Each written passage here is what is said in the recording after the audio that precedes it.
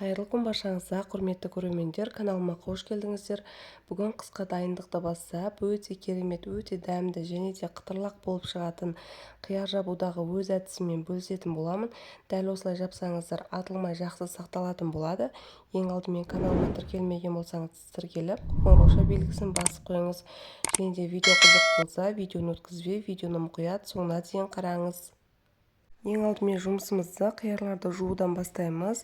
Жақсылап қиярларды ысқалап тазартып жуып аламыз 3-4 реттен.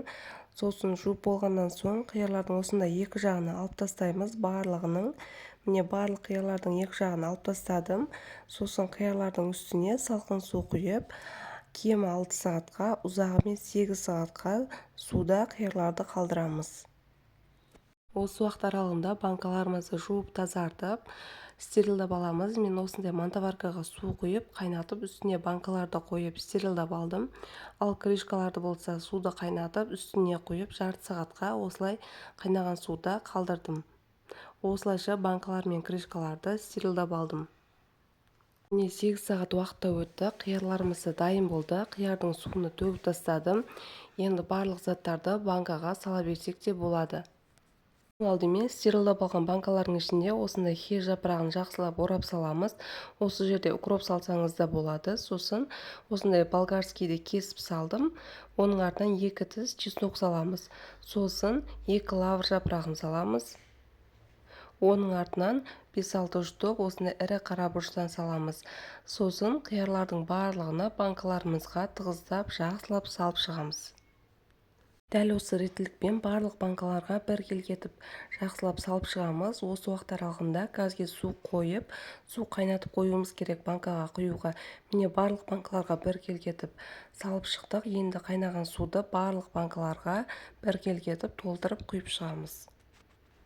Міне қайнаған су құйып болдық. Енді осылай банкаларымызды жарты сағатқа қалдырамыз. Жарты сағат уақытта өтті. Жарты сағаттан соң осындай банкаларға құйған суларымыздың барлығына төгіп тастайтын боламыз. Осы кезде тағы да су қайнатып қоямыз. Газге екінші рет тағы да су қайнатып банкілерге құямыз.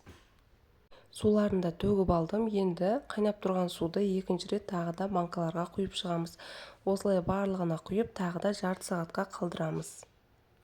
Жарты сағат уақытта өтті. Міне екінші рет құйған суды қайтадан осылай төгіп тастаймыз. Сосын тағы да су қайнатып, үшінші рет құйып, сол кезде банкаларымызды жабатын боламыз, тұз бұрышын салып. Қазір барлық суларын төгіп тастаймыз. Осы уақыт аралығында тағы да су қайнатып қоюымыз керек газге. Қазір банкаларға құйып шығатын боламыз. Міне суларын да төгіп болдым. Енді барлық банкаларымызға бір ас қасықтан тұз салып шығамыз. 1 литрге 1 ас қасық тұз жетерлі. Одан артық қатты көп салып жібермеңіздер. 1 ас қасықтың өзі жетеді. Оның артынан жарты ас қасықтан барлық банкаларға шекер салып шығамыз. Сосын оның артынан 70% уксус салып шығатын боламыз. Осындай жоғары пайыздық уксус қолданғандарыңыз дұрыс. Әрбір банкаға жарты шай қасықтан салып шығамыз. Одан көп салмаңыздар. Барлық банкаларымызға салып құйып шықтық. Енді қайнап тұрған суды барлық банкаларға бір келгетіп құйып шығамыз.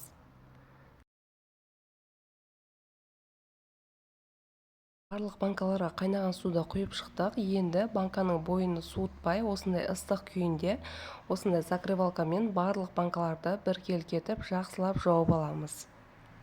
Осы жерде крышкаларына мұқият жақсылап қараңыздар, жақсы жабылғанына көз жеткізіңіздер, және де ішіндегі тұзы мен шекер ерімей қалса, ары-бері аунатып жақсылап ертіп алыңыздар. Міне банкаларымызда дайын болды, өте керемет жақсы болып шықты. Сізде тура осы әдіспен жасасаңыз, атылмай жақсы сақталатын болады. Егер менің видео рецепт ұнаған болса, лайк басып пікір қалдырыңыз. Назарларыңызға рахмет, қош сау болыңыздар.